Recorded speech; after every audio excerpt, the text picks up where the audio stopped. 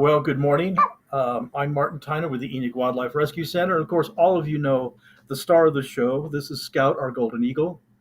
And, he's one of our wildlife ambassadors, one of my falconry birds, and certainly one of my very best friends. And so it is Christmas Eve, and, we're all excited to go hang. Oh, are you going? He's already going for the glasses. Yes, you are. You're already going to go for the glasses, huh?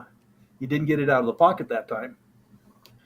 And so the little story about the glasses, I have just a pair of my old reading glasses here with me, and basically, I've had cataract surgery a few years ago, and because of the cataract surgery, I don't wear glasses anymore. And other than something really, really close that I'm doing very tiny, very fine stitching or something, I don't need glasses. And so the cataract surgery was a success, and I really love that. But before I had my cataract surgery, I would have glasses everywhere. I'd have, at least a couple of pairs of glasses in my pockets, and two or three pairs of glasses in the car, and glasses by the computer, glasses by the TV, glasses everywhere, so that I could see. And so doing the shows, I would take my glasses off and put them in my pocket and talk to people in the audience. And Scout would occasionally reach into my pocket and steal my glasses, and then he would take and throw them out into the audience. And then smile at me because he thought that was really, really funny. So DG asked, to see if Scout would do that, during the live podcast. And I says, well, first of all, we don't have an audience that he can see. And it's been several years since I've had glasses in my pocket, so we thought we'd experiment and see what he'd do. Huh, Scout? Well, we're here this Christmas Eve. This is our final Christmas broadcast and for the year. And we'd love to hear your comments, and we'd love to hear any ask or questions that you have. And we've got some pictures and stuff to talk about the critters. Where do you want to go, DG? We got comments. June says, we made our donation because Scout signed Martin's book, Healer of Angels. Oh, well, thank you. And yes, in my book, got a copy right here. You got the graphic up. This is my book, Healer of Angels.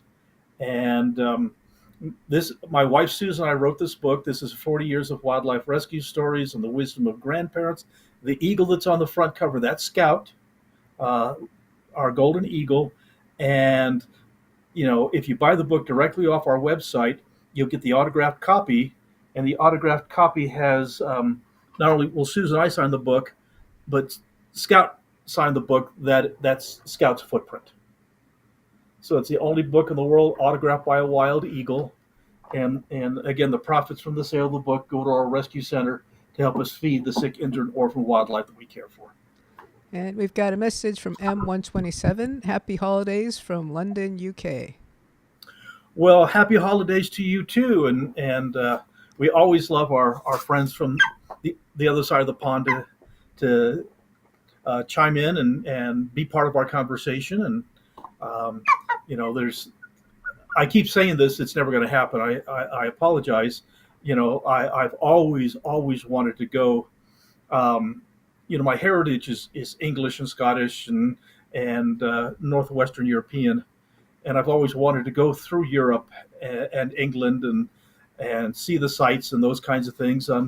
Unfortunately, my sweet wife Susan and I, we've been married 46 years, and the only vacation that we've ever had in 46 years was our honeymoon, because the wildlife rescue takes up virtually all of our time, and if I'm not here caring for the critters, then there's nobody here caring for the critters. Oh, you're going to just don't tear the shirt. Yeah, I know. There he goes. Are you happy now? You are happy now. He says, I got your glasses out of your pocket and threw them on the floor. That was fun.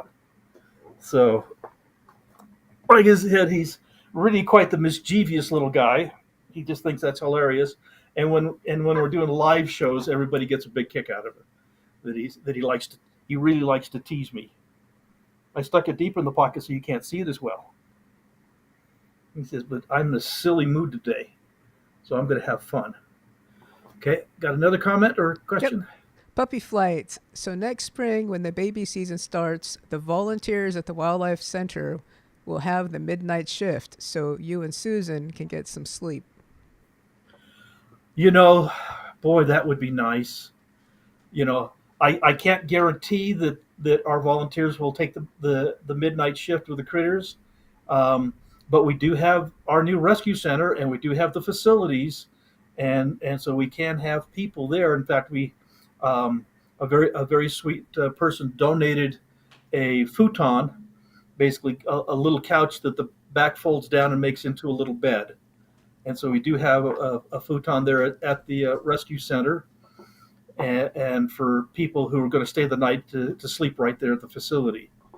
And it would be really nice, and that's part of the goal. The goal is to get our rescue center set up to the point that Enoch Wildlife Rescue doesn't need Susan and I anymore, and so we can still be there as advisors and help out, but we really need to get the wildlife rescue and the wildlife education turned over to other people, because Susan and I are getting old, and I've promised Susan, and I'm going to be true to my promise.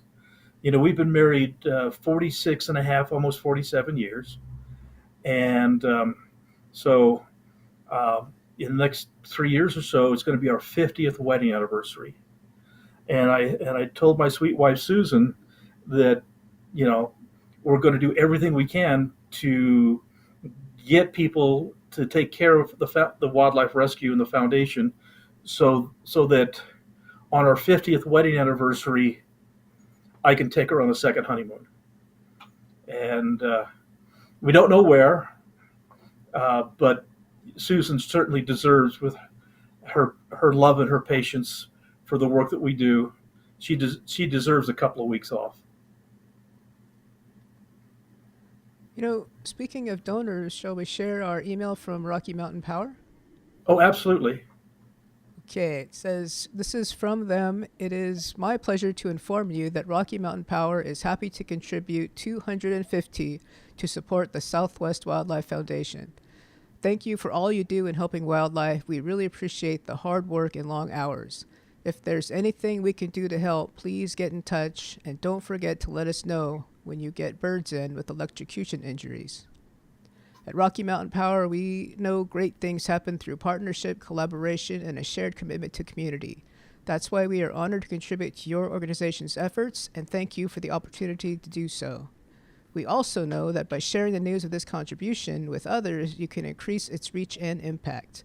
For this reason, we ask if you please share the news of Rocky Mountain Power's financial support with your valued partners, advocates, and social media followers. When you do, we'd love to hear how you spread the news through a post on Facebook, press release, community newsletter, or tweet. Did she say, or podcast, right? Our funds are limited, and we do our best to use them to support noble and worthy endeavors such as yours. You should be receiving this payment within the next 30 days. If for some reason you don't receive, blah, blah, blah. Okay, but we extend our best wishes for continued success. It is a pleasure to be among your supporters. Rocky Mountain Power is a tremendous story for us.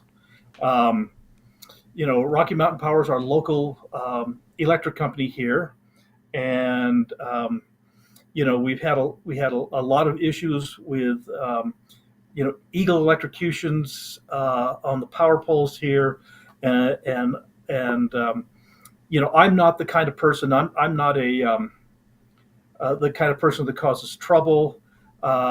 I just want to help, and so I've offered my services to Rocky Mountain Power for decades now, and trying to help them if there's an eagle electrocution issue, help them to develop basically eagle safe and raptor safe power pole setups. insulation on the power lines. And Rocky Mountain Power has been a great partner for us for many, many, many years. In fact, Rocky Mountain Power was the company that donated the 22.6 acres of property in the mouth of Cedar Canyon to build the Cedar Canyon Nature Park and Wildlife Rescue Center. And they've been a tremendous supporter for us. Unfortunately, Cedar City municipality didn't want a nature park, and so unfortunately, after 25 years of work, we had to quit trying to build a nature park and moved all of our operations here to Enoch because I lived outside of Cedar City in a small town called Enoch, and so Enoch has stepped up and has been a major partner for us as well. But over the years, I've been able to do education programs with Rocky Mountain Power, help them with raptor identification, you help them identify critical wildlife habitats, and so it's been an incredible partnership with Rocky Mountain Power and Southwest Wildlife Foundation, Enoch Wildlife Rescue, and so we're so grateful to them. And one other little tiny point. Rocky Mountain Power is one of the only corporate sponsors that we never have to ask for money. Rocky Mountain Power will, a few times every year, will just right out of the blue send us a donation and say, oh, we found a little extra money, and here you go. We love who you are. So it's an honor to have a utility company that is so dedicated to our wildlife rescue project. We've got one more email to share. This one was sent. It's not signed, and it was sent to the WebGeek address to share on the live stream. Whoops, not that one. Sorry, this one. Hi, Martin. I would like to thank you very much for educating everyone on these magnificent birds. I never really appreciated them until I started watching your videos. It's so important to teach children and adults about wildlife. If we're unaware, there is no chance to protect them. Please have a wonderful holiday. Well, thank you, and we will have a wonderful holiday. And thank you for your encouragement for the education programs that we do. That's been a major point of our organization, for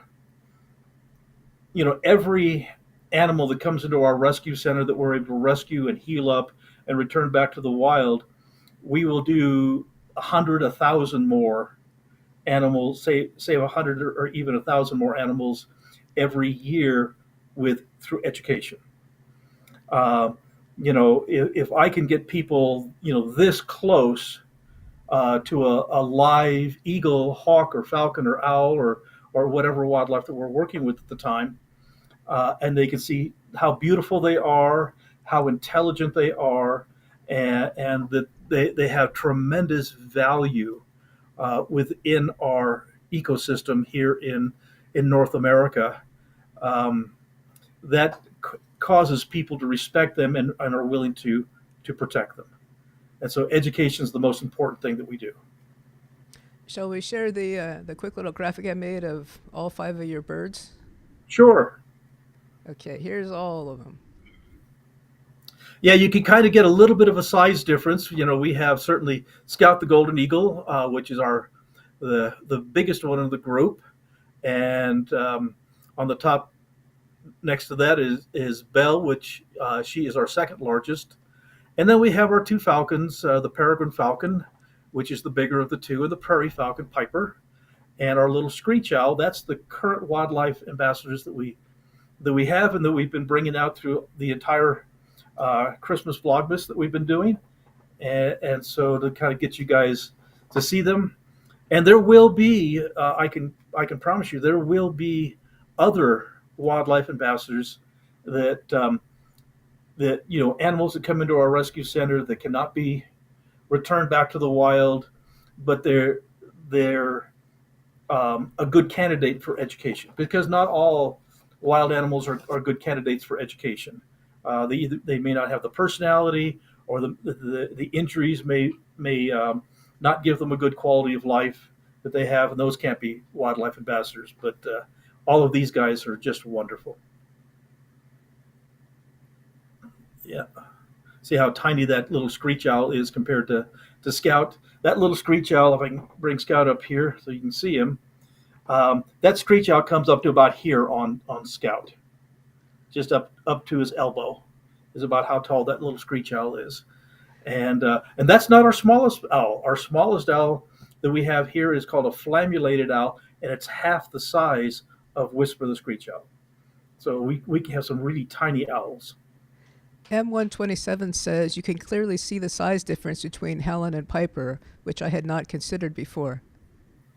Yeah, and the size difference is not because Piper's a prairie falcon and Helen's a peregrine falcon. The size difference is because Piper's a boy and he's the smaller one, and Helen's the girl. And in all birds of prey, the females are a third and sometimes even more than that larger than the males. And so that's it's really wonderful for people to understand that, because they can see two or three birds on a power pole, and they can see a big one that's obviously larger and another one that's obviously smaller. Well, that's the male and female, and that could be a pair. Is Helen a small female? Because she does seem smaller than her sister was. No, actually, they're very much exactly the same size. Oh.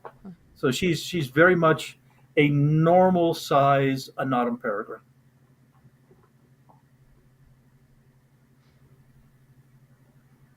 So, well, DG, would you like me to tell them a fun story from my book? Sounds like a plan to me. It's story time with Martin. We need like a theme song. Yeah, there you go. Well, like I said, this book is full of our experiences. There's a story in there about the first elephant I trained, and stories about working with big cats, and stories about lots of different wildlife rescues, and stories about special educational programs that I've done.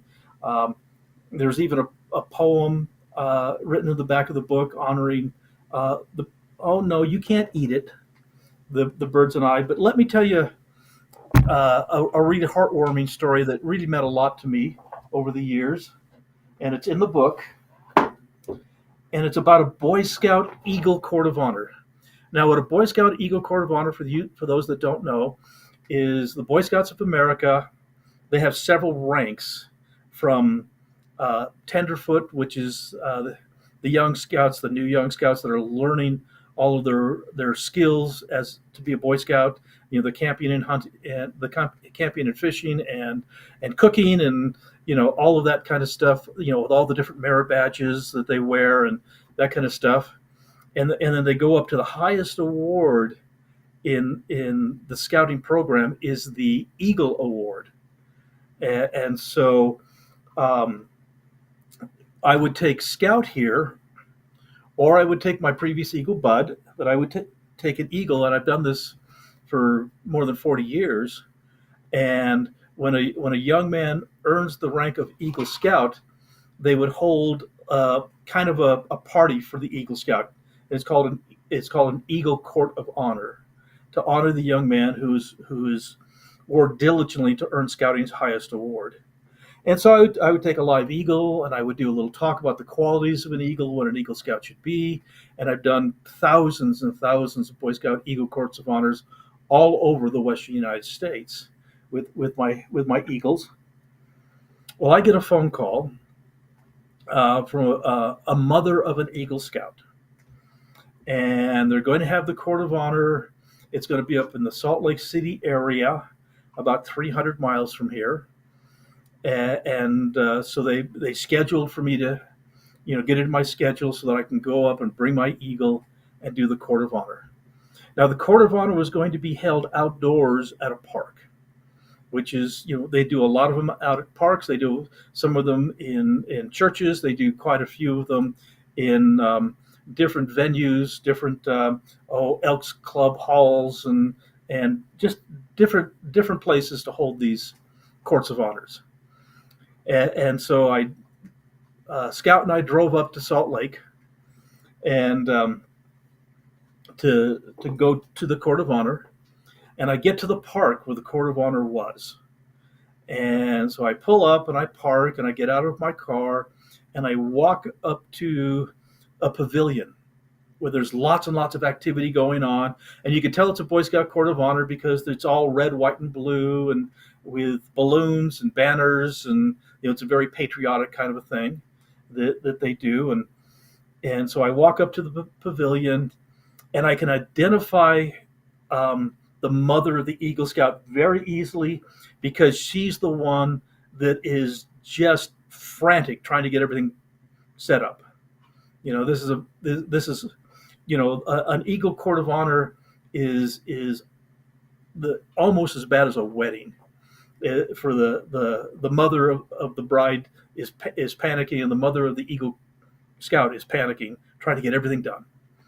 And so I introduced myself to her, and she has a sigh of relief that she is so grateful that not only did I drive the 300 miles to do this Court of Honor for this young man, but I always show up at least a half an hour to an hour early, so that if by chance something goes wrong, I get a flat tire or whatever, I can fix whatever the issue is and still get to the Court of Honor on time. Because I know to the people, that Court of Honor, it's hard for people to imagine that have been in scouting, but it is more important than a high school graduation. It's more important than a college graduation because everybody graduates high school, and most people that go to college graduate from college. But an Eagle Court of Honor is like, of all the young men and now young women as well that join scouting, it's only about 2% of these young men and women that actually reach the highest rank of scouting, which is the Eagle. So this is a really, really big deal. And so the mother is very grateful that I'm there and I'm early, so she doesn't have to worry. One less thing for her to worry about. And so I tell the mother, I says, I'm going to go down to the parking lot and I'm going to get the travel box for my Eagle, which is a big airport crate that he sits in and travels when we're in the car. And I'll go get my Eagle and we'll bring him up and have him someplace convenient for my talk for the Eagle Court of Honor. So we and the mother says, can I walk with you? And I says, no, I'm fine. I can go get in. You're so busy. And the mother kind of insisted that she come with me because she wanted to talk.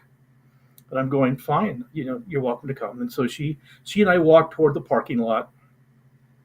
And as we're walking to the parking lot, the mother was looking a little timid, a little shy. There was something that was certainly on her mind and that she was worried about. And so she finally speaks and she says, I wanted to let you know that my son has autism. And I want you to know that my son with autism and autism and Down syndrome, my son earned his Eagle. And he filled out all the paperwork himself. He did all of the merit badges himself, and he earned his Eagle. And I looked at the mom and I says, I have absolutely no doubt of that your son is an Eagle Scout. And the mother got a smile on her face, and so we walked to the car, and I got Scout, and I carried his big kennel back up to the pavilion, and then she went about doing her business, and people are now arriving, to the Court of Honor, and the parking lot is filling up very quickly with friends and family members of this young man who had earned his Eagle Award. And the young man, obviously had Down syndrome, and I can see that, he can't really see that he's autistic, but he had some personality signs that you could see that might be the case. And the boy was just friendly and outgoing and very very happy with everybody coming up to honor him for earning Scouting's highest award. And so it's just a few minutes before the Court of Honor is supposed to start. And I see an ambulance pulling up into the parking lot. And there's a second ambulance and a third ambulance. There was a half a dozen ambulances pulled into the parking lot of this park. And I'm going, oh my God, what's happened? Why are all these ambulances here? And then here comes these buses, and the buses parked behind the ambulances. And the interesting thing with those ambulances that um, they they weren't basically coming to take people and put them in the ambulance and take them away. They were bringing people, and so they were unloading from these ambulances gurneys with patients on them. And I thought, this is really, really weird. Thank you, Scout, for keeping it on the plastic. This is very weird that all of these ambulances, and then on the buses there was two or three buses, and the buses were unloading, and they were all very, very elderly people. They were unloading for the bus, and people were helping them off the bus and helping them to walk up to where the pavilion was for the Court of Honor, and they're wheeling these gurneys up to where the pavilion was for the Courts of Honors. And I thought, this is the strangest Court of Honor I've ever been to. I don't understand what's going on here. And so once everybody is there and everybody's seated, and I'm off to the corner with Scout, ready to do our little program and that kind of stuff for the Court of Honor. The first speaker is a gentleman in a white doctor's coat, and he steps up and they hand him the microphone, and he says that he is the administrator for a assisted living home that's there up in the northern Utah area, and he starts talking about this young man, the Eagle Scout, and he says that this young man, his Eagle project, and each Scout has to do an Eagle project, has to do something that's a community-based project that is big and meaningful, and the boy's supposed to put in like 80 hours at a minimum for this project. It's supposed to be a really big deal to demonstrate all of the things the boy has learned in his scouting career to receive the rank of Eagle Scout. And so as this administrator is talking, he talks about this young man and how when the mom and the young man first came to the assisted living center, the young man wanted to do a service project for the elderly folks there, and that he would come every day after school to spend at least an hour every day after school. It was in walking distance from his school, and he would, he would scrub floors and scrub walls and clean bathrooms and empty bath pans, and just provide whatever service that the assisted living home needed. And that service was supposed to last about 3 or 4 months. That he would do this every single day. Well, from the time that he had finished his Eagle project to the time he got all the paperwork filled out, and it was time to basically send everything in, to get everything reviewed and get him qualified to receive the rank of Eagle Scout, it was more than a year. And that's quite common. The paperwork takes a long time to get processed. It was more than a year. And so here's this young man. He completed his Eagle project and provided tremendous service to this assisted living home. And when it's okay, that's just Cody. And then after his time was up, he loved working there at the assisted living home. And so he continued to volunteer for more than a year at the assisted living home. Every day after school, he'd go to the assisted living home, and he'd provide service to the patrons that lived at the assisted living home. And again, washing walls, emptying bedpans, scrubbing dishes. It really didn't matter what it was. He was full of joy in providing service to this assisted living home. And the uh, the administrator said that he became beloved by all of the members of the assisted living home. And he says the most important service that he provided was that he would listen. And so he would come in, and people that are bedridden. That's why the ambulance, because everybody at the assisted living home wanted to be at his court of honor. And the ambulance company donated 6 ambulances to transport um, patients that were bedridden that couldn't walk uh, to the park for the court of honor. And then they got a bus company to donate buses for everybody else to take them to the court of honor. And that this young man, in the process of his service to the assisted living center, um, would sit down at the foot of the bed with incredibly lonely elderly people that had no family and no friends, and he would sit there and listen to their stories. And he did the greatest Eagle project that I've ever seen in my entire life. The service that he gave, this young man was truly an Eagle Scout. And so I've been to thousands of Eagle Courts of Honors, and I'll be honest with you, you can tell if a young man is an Eagle. And far too often, the the Eagle project is done just to get a requirement out of the way to get it over with.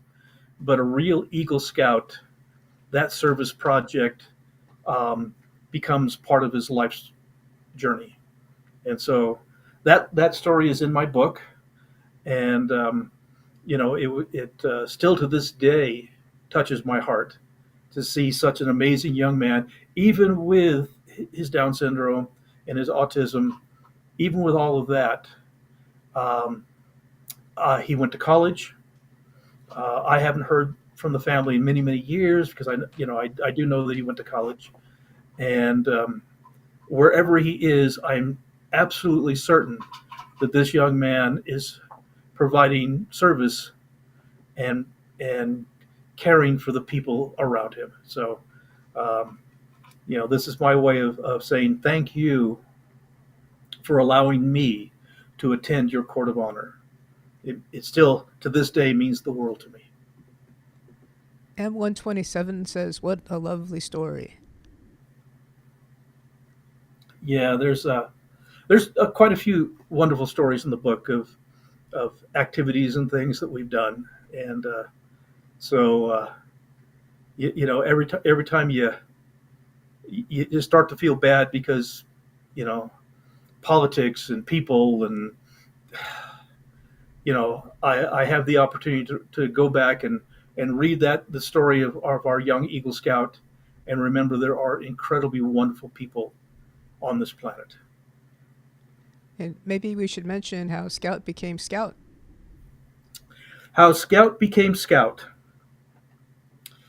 I had a previous Eagle named Bud. In fact, for those of you that have seen the picture above me here, let me tilt the thing back. That picture right there, okay, that's my golden eagle Bud. And it was painted by one of my students. And Bud was bitten by a mosquito and died of West Nile virus when West Nile virus first came to North America. And broke my heart. We'd been together for 16 years, almost 17 years, when he passed away. And I was given the opportunity to go to Wyoming. There was a farmer that was upset about a golden eagle around his livestock, and I was given authorization by the U.S. Fish and Wildlife Service to go to Wyoming, trap the eagle, remove the eagle, and bring him back here as my second falconry eagle and one of my wildlife ambassadors. And so it took me a week. Went up to Wyoming. It took me a week to trap him and get him back here to our home. And we were trying to come up with a good name for Scout. Scout, we had for all the local people here, we had to name the Eagle Contest. And by this time, we had done several uh, scouting events and courts of honors and community events. So the general public was getting to know him quite well. So we'd had him for a few months, and I just called him my buddy or my best friend, or that. We didn't really have an official name for him. And so we had to name the Eagle Contest, and the name that I was looking for, I wasn't looking for a name that what an eagle is. What I was looking for is a name of what an eagle could become. And I know that sounds really kind of weird, but that was what was going through my mind. And it dawned on me that for 16 years, my eagle bud and I traveled throughout the Western United States doing educational programs. And one of the programs that was nearest and dearest to my heart was my Boy Scout Eagle Courts of Honors. And in all of these, all over the country, all of these Eagle Courts of Honors, like I said, I would my talk was about the qualities of an eagle and what an Eagle Scout should be, encouraging all of the young men who have earned the rank of Eagle to be Eagles. And it kind of dawned on me that here I am traveling through the country with, that time, my Golden Eagle bud, and encouraging young men to become Eagles. And I was thinking about Bud, just like Scout. I was thinking, Bud is extremely trustworthy. He's loyal. He's helpful. He's friendly. He's courteous. He's kind. He's obedient.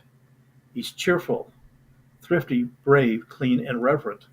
That's the Scout laws. And it kind of dawned on me that in the 16 years that Bud and I were traveling the country, encouraging boys to become eagles, in a real sense, my eagle became a scout. And so there was actually 4 different people in our Name the Eagle contest that suggested the name Scout. And so that's how Scout got his name, because Scout and I traveled the country doing educational programs and Boy Scout Courts of Honors. And I couldn't ask for anything better than to have my Golden Eagle become a Scout. So that's where he got the name Scout from. So we got a couple of comments. I'm Tired says, "What a lovely story.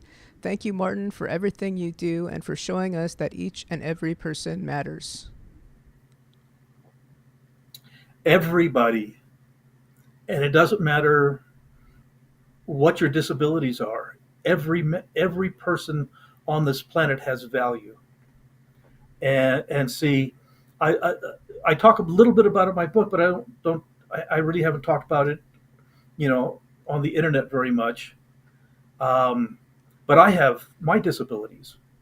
Um, I was severely dyslexic.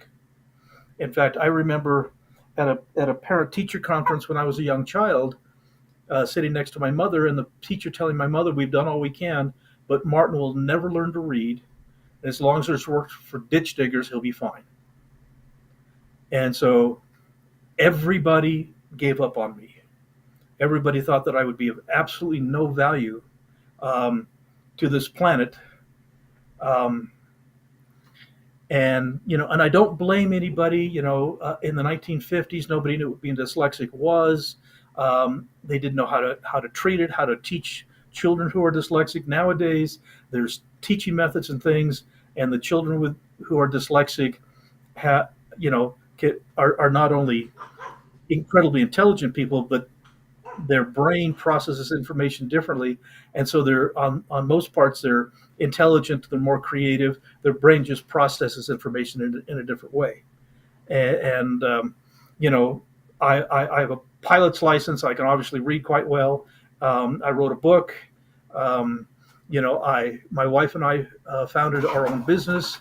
We founded our wildlife foundation, and so we have accomplished so much. And so I love to talk to groups. In fact, a couple of 3 4 weeks ago, I talked to a group of Special Olympic athletes, and incredibly marvelous, courageous people, and they demonstrate that how everyone has value, and all we have to do is kind of open our hearts and let them do that. And so, anytime I get an opportunity to go, go to youth corrections, go to state prisons and youth prisons and troubled youth homes and those kinds of things, I take those opportunities to sit down with these kids and encourage them that it really doesn't matter where you came from. What matters is from this moment forward where you're going, and to encourage them um, to turn their lives around. And the nice thing is, I get to do that with Scout here, and I don't care how tough the gang kid is. When they see me bring out Scout, all of a sudden they know that there's something greater than themselves, and Scout teaches that. So um, education is one of the most important things in my life. JJ Ferris, who just donated $25, says Merry Christmas to everyone involved in the Enoch Wildlife Rescue. Well, thank you, JJ. That means the world to us. Like I said, every penny that's donated helps us buy food to feed the sick, injured, and orphan wildlife. And so, thank you so much. So this is a comment that was left on the archive version of the live stream. It says, "Thank you for another interesting and informative video. Thank you for dedicating your life to those magnificent creatures that are too often overlooked or misunderstood. You are one of my heroes. I'm familiar with Big Bear and their eagle nest. I was unaware of the drone issue. Such a shame. Whisper is a wonderful ambassador. Can't wait to meet today's guest. All my gratitude. Edward." Well, thank you, Edward. And yeah, I've actually been honored to go to Big Bear, California. In fact, Big Bear, California is where my sweet wife Susan and I spent our honeymoon. Like I said, 48 years ago. And so I have kind of a connection with Big Bear, and I've been asked twice to come to Big Bear for their Eagle Day festivities and provide one of my eagle and wildlife educational programs there at Big Bear. And so the people of Big Bear, they're very sweet and they're very dedicated to that eagle's nest. And unfortunately, the drones is just one of many issues that pair of eagles have had.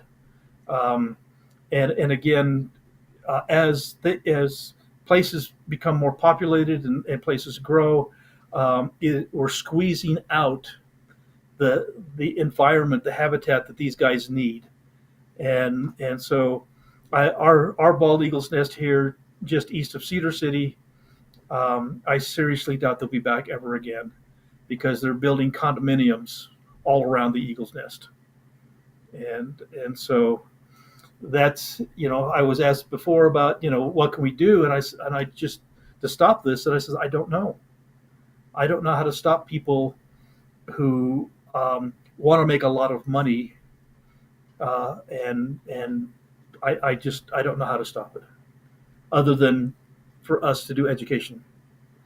Carolyn says there's nothing better than the love of a beautiful animal. It calms the soul and soothes the heart. I'm sure of it. Well, you're absolutely right, and Scout is, he is my savior. Um, you know, Doing wildlife rescue is incredibly heartbreaking because there are just animals you can't save. And everything that comes into our rescue center is an absolute critical condition, and to save even one of them is a miracle. And we have saved thousands of them over the years. And so the times that my heart just can't take it anymore, that I'm just too depressed and too down, I can come and sit down with Scout, and Scout knows, he knows my feelings, he knows my personalities, and I can sit down with Scout, and he and I can have a conversation. And Scout will listen to me patiently, and he'll do little silly things to raise my spirits. And so Scout and the other wildlife ambassadors that I work with is the only reason that I've been doing this now for 58 years. Without him, I wouldn't have survived. Thanks for another lovely Christmas vlog. Lovely to meet you, Martin and Whisper. I love owls. Now I will watch the start that I missed. Well, thank you. Yeah, Whisper is such a cutie. You know, he was hit by a car, severe concussion. His left eye was damaged, so it doesn't focus properly. So he couldn't be returned to the wild. But he's such a sweet little guy. It is a wonderful wildlife ambassador. T says, it just always takes my breath away how beautiful Scout is. You and me both. You and me both. And I get the added privilege of watching him soar in the sky and blowing my whistle and having fly down and land on my glove. It's every time he comes back, it's an honor. Little Sister says, thank you, Martin, for all you do and for all the critters you and Susan have given care to no matter the size and species. The world needs more gentle and caring people like you. Well, thank you. I appreciate that. And yes, I agree. Especially this last couple of years, and politics and the whole world just seems to be angry. And we all need to slow down at this holiday season. We need to kind of reflect back on what's truly important, and what's truly important is developing the love and friendship of our neighbors and our friends and our families. Forgive those, and try to get on with our lives. Basically, my grandfather's teaching every morning. My grandfather would get up and he'd say the same words to me every morning before he left for work, and he would wake me up and he'd said, "Martin, do good today. Do good." And I'll be really honest with you guys. That's all the religion I need. Is my grandfather's teaching. Martin, do good today. Do good. And if everybody will follow that tiny piece of advice, I think the world would be a much better place. So another comment from the archives, again from Edward. I am so excited to be a small part of helping your much needed extraordinary nonprofit. My generous sister, who is also a fan, helped to purchase your book directly from you. I'm honored to be a tiny part of your mission. I'm a huge fan. Thank you, Martin, Scout, all the ambassadors, and Sue. From Liz. Thank you, Liz. Again, the only reason that we exist, the only reason that we have our Enoch Wildlife Rescue Center is because of you folks. All of you guys have rolled up your sleeves. You've worked hard to help us, even to the point of giving us guidance and suggestions and emails and advice. Your donations mean the world to us. Your gifts. We have been so blessed with so many kind people from every corner of this planet, and I can't tell you what that's meant to me, and to Susan, and to the critters that we care for, and we'll continue trying to do the good work. Another great thing is that when anybody from all around the world, if they're able to donate through the YouTube fundraiser, YouTube covers all expenses, so we get 100% of your donation right to the foundation, such as Yvonne Zundel just donated $50. Thank you, Yvonne. And yes, we do get through our YouTube videos and stuff. We do get 100% of the donation, so there's no service charges taken out. And of course, like I said, every penny helps us. I had a very sweet person a couple of weeks ago um, call me on the phone and basically said, "I love who you are and what you do, and we don't have any money, but for Christmas we're going to send you $5." And I was thrilled, just such kindness and such generosity. Um, we do get bigger donations. Actually, a very dear friend of mine in Georgia, and I don't know if he's watching this or not. He sent us $1,000 donation, and you know, th- those things really really help tremendously. And but what really gets me right here is the people that send me $5, $2, um, these very tiny amounts, and I know that they are not in a position. They shouldn't be sending me anything, but you know they have so much love in their hearts that they feel that they have to, and so I recognize all of those very very tiny donations, and each one of them adds up. And each one of them, a $2 donation buys us at least two mice to feed an animal. So they're very important. We just got a $5 donation from Vintage Vet Gal. Well, thank you. Was it Vintage? Was that what you Vintage said? Vintage Vet Gal. Vintage Vet Gal. Oh, Thank you and so here much. she's added a comment. I wish it could be more. Thank you for helping all these amazing creatures. Well, again, I your donation means so much to us. It's Christmas Eve, and to receive this kind of kindness and gifts from people, like I said, all over the world, it it, um, it just does my heart good. So thank you. Stephanie says, Merry Christmas and Happy New Year to you, Martin, Susan, and all the wonderful critters. Well, thank you, and Merry Christmas to you, and Happy Hanukkah, and this is the season of lights and giving. You know, I have a real fondness for me personally for the winter solstice, which is just passed, and I wish more people would celebrate the winter solstice because to me it's a great celebration. It's a very ancient celebration, but it basically means that darkness is going to start going away.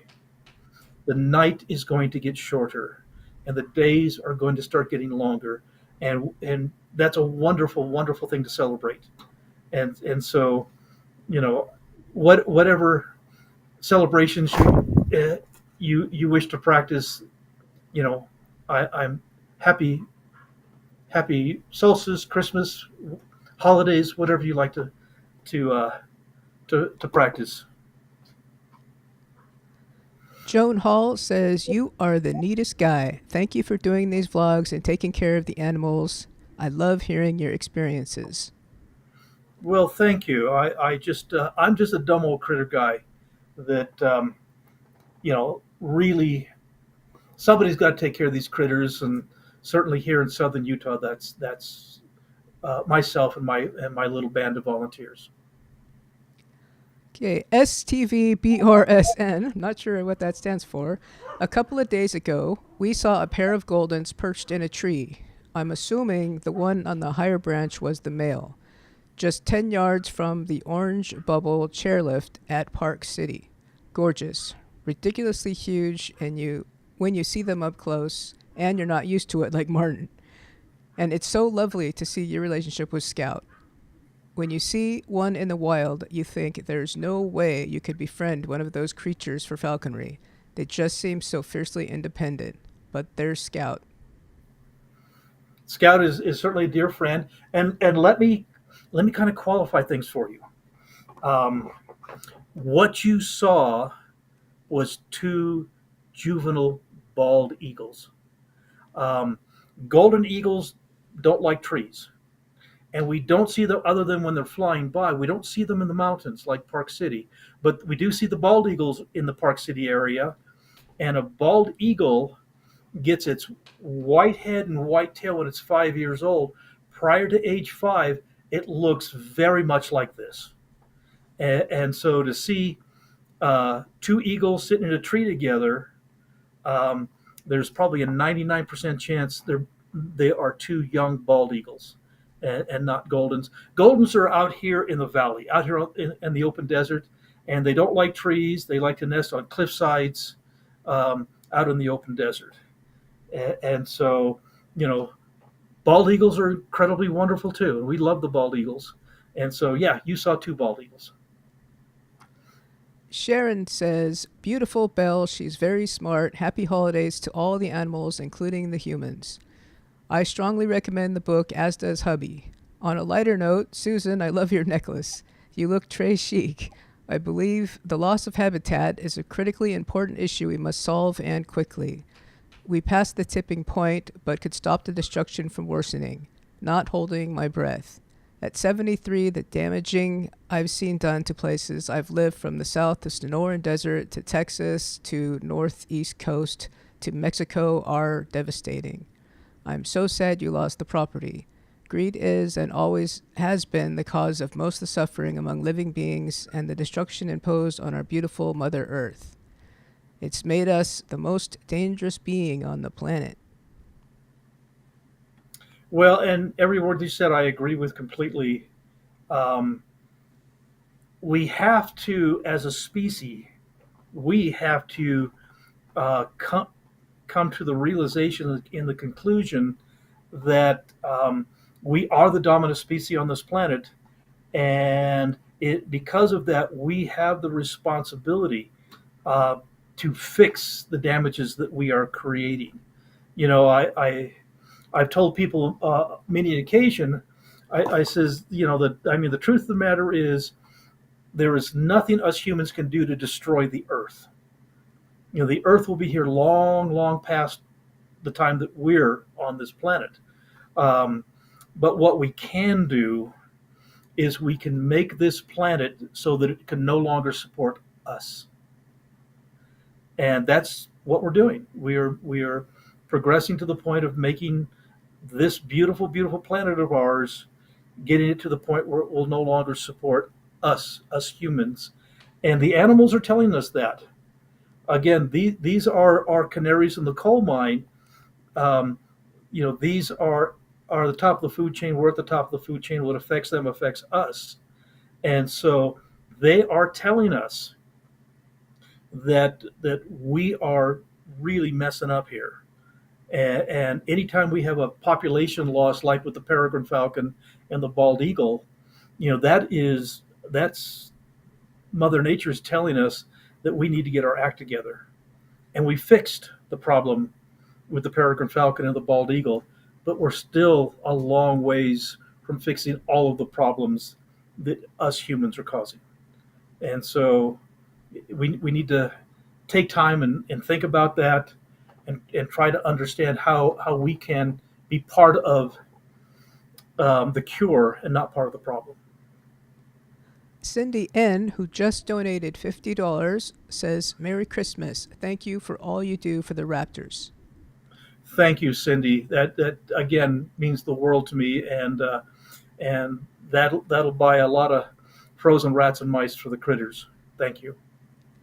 Little Sister says, does Scout or any of your feathered companions show any affection, and how does this translate? Curious to know if there could be a deeper relationship with a captive raptor. Yes, yes, absolutely. You know, these are wild animals. These are apex predators, and you know, Scout is very patient with me. He likes to tease me. Like I said, he likes to grab my glasses and do little tricks, and he gets a big smile on his face when he does it. He's got a very silly personality to him, and you know, as you see, I'm preening him, and that's what I'm doing. And and I oftentimes, as I preen Scout, he will reach over and preen me. He'll pull on my shirt. You know, this is my feathers. He'll pull on my shirt, and you know, he's torn buttons off my shirt. I used to have a mustache in my younger days, but I learned very, very quickly, since these eagles like to preen me, my eagle will reach up and preen me with my mustache, and it hurts. So I got rid of the mustache so he doesn't pluck all the my mustache off my face. And it's not that they're being mean; they're being sweet and affectionate in their own way. And so, in fact, that's what he's doing right there. He's My pocket is out of place, so he's trying to straighten my pocket for me. Okay, this is one of our golden eagles nests that I have locally here, and you can see two of the chicks. There's actually a third one, and just to the right side of the chicks, you can see Mama Eagle sitting there on the nest, and the third chick is around the corner with Mama Eagle. And these eaglets are about 2.5 weeks old, and most people don't realize that a young eagle like that, from the time they hatch to the time they're full grown and flying, is about 12 weeks. So these guys grow incredibly fast.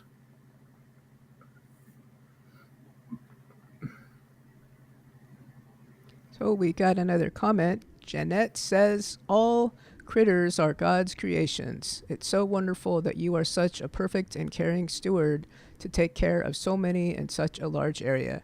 Wishing you a wonderful everything. Blessings. Thank you.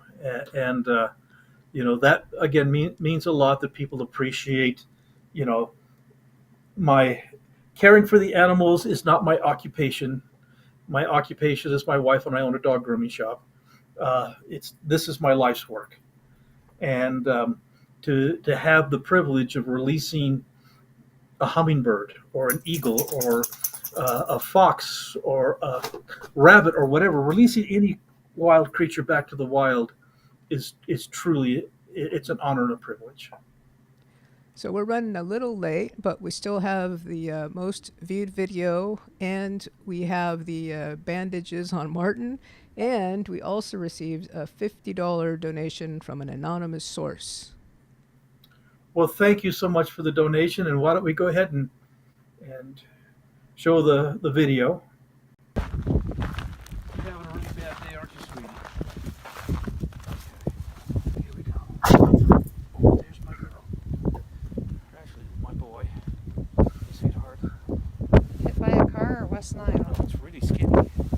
Hi. Hey, babe. I just got woke up. Hey, babe. I got you. You're all right. This is this year's juvenile. Super skinny. I think it's starved to death. Okay. I think that's the problem more than anything else. That's something you can work Let's get back with. to the house, and we're gonna do our thing. I'm glad they called you and got them right off the edge of the center of the road. Yeah. You're in really, really bad shape, poor thing. Oh my gosh, you're skinny. We gotta get you back and get food in you. Right now.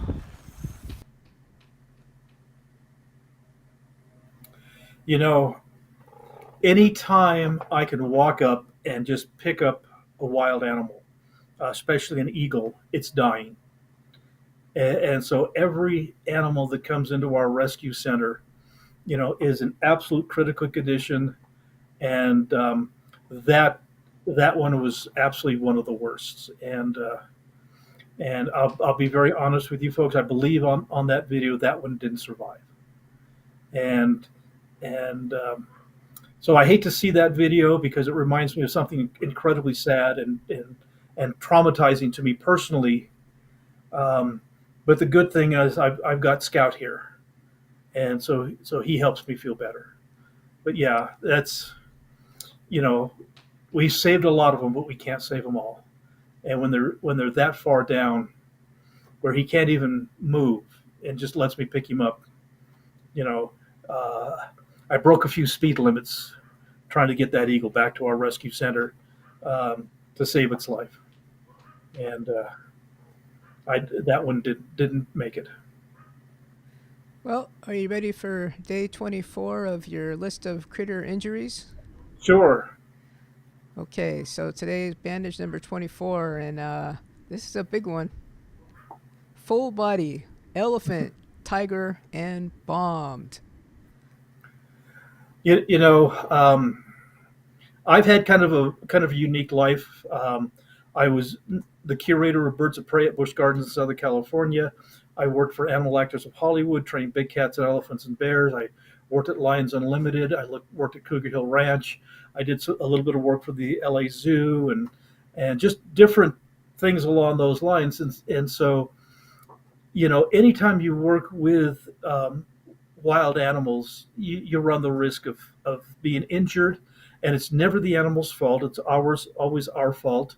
And so, in my lifetime, like I said, I ended up getting 50 stitches from a great horned owl. I had a golden eagle like scout take its foot and plant the talons all the way through my hand, and I almost lost my right arm from infection. I've certainly been bit in the face many, many times and bit on the hands and arms many, many times. I had a Siberian tiger that we were working with that decided he wanted to play with me, and he knocked me down and batted me around like a ball. I got bruised up pretty good, but I wasn't severely hurt. I've been stepped on by an elephant. I've been pushed over. I've been kicked by an ostrich. There's just, it's just the hazards of working with wild and exotic animals. I'm still here and I'm still ticking.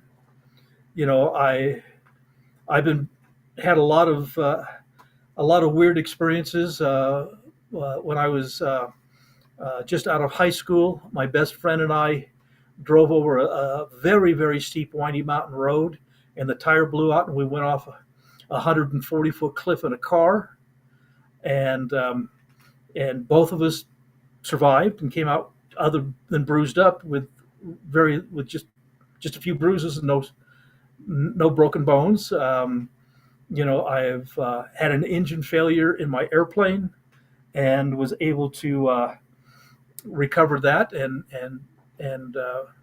get the engine started back up and got home safely. So I've I have lived an interesting life, and I life is to be lived, and so if you haven't experienced dangerous situations, and you probably haven't lived, and so we've always gotten through it. Shall we share how you got bombed at Busch Gardens? Sure. Again, it's another story that's in my book. I was hired at 19 years old to be the curator of birds of prey at Busch Gardens. And as the new kid in the zoo department, they used to like to play pranks on the new guy. And so one day, I got to work at the park, and there's a lake area that we take a little tiny motorboat and we go around to all the islands in the lake, and we feed the animals that are on these little individual islands. And this was winter time, and the fog had set in, and it was interesting because you could stand up in the boat, and the only thing above the fog was your head, and so you could see this a head floating across the fog.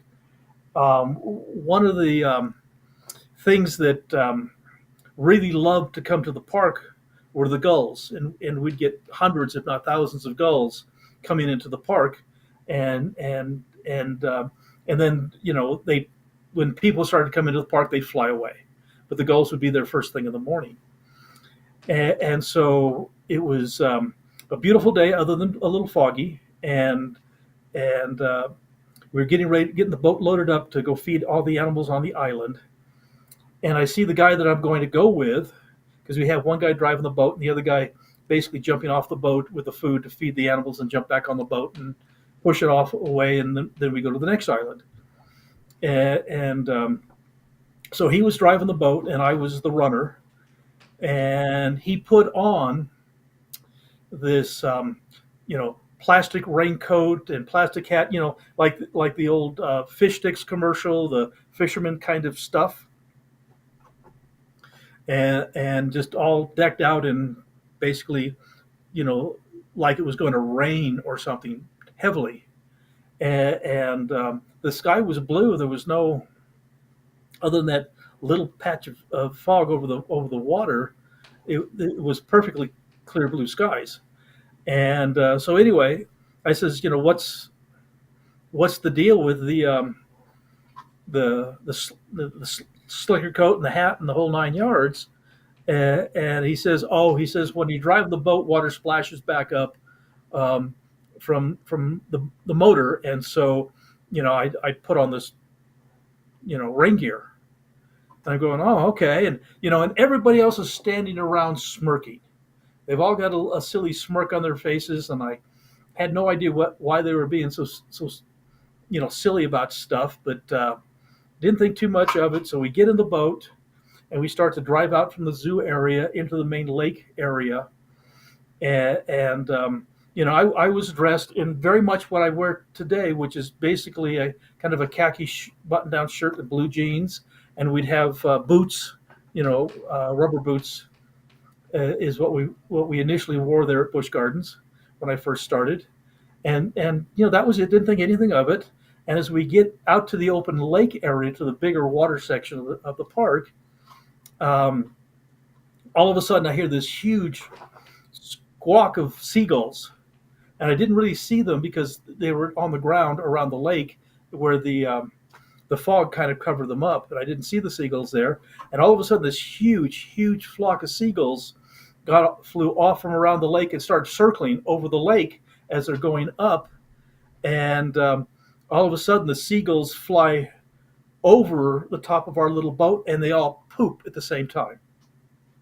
And so I got basically splashed with seagull poop all over me. And of course, the other guy in the boat was just laughing his head off, and I could hear laughter coming from the shore, where the rest of the guys from the zoo department came out to watch me get plastered with bird poop.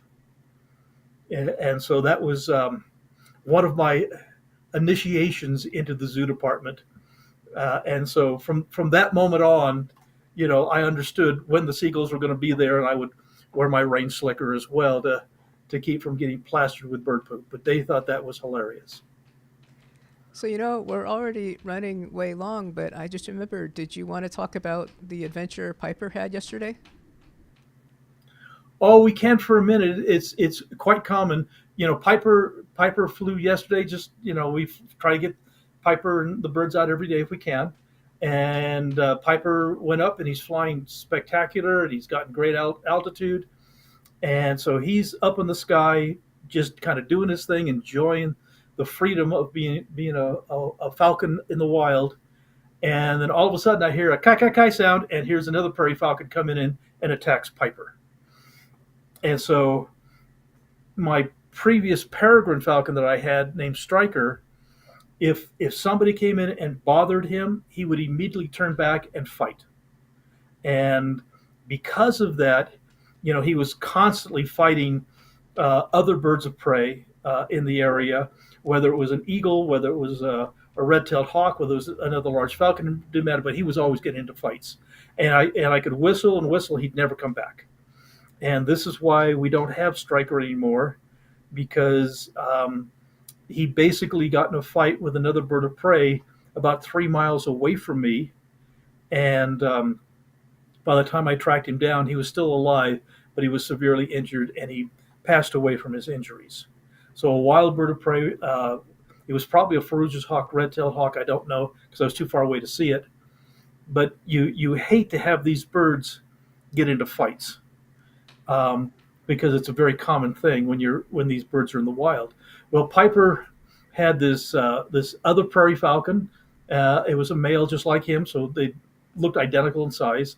And this prairie falcon's coming in and picking on him. But the nice thing about Piper is he's so well made to our routine and to me. All I had to do was just blow my whistle and throw his toy out on the ground, and Piper immediately turned into a dive, came right out of the sky, flew right straight down, landed on his toy, and jumped up on my glove for his breakfast, and got him away from that wild falcon that was going to try to kill him.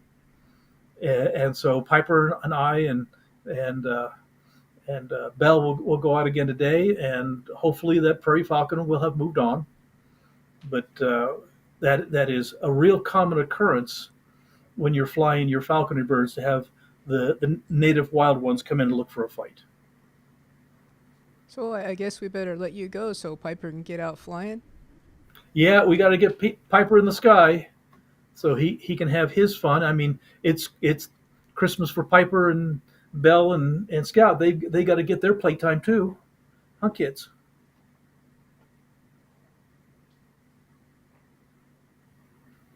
Well, you guys all have a wonderful Christmas, a wonderful holiday season, and please, please be safe. You guys mean the world to us, and we want to make sure that you and I can spend all of next year together when we do live podcasts. So happy holidays, guys.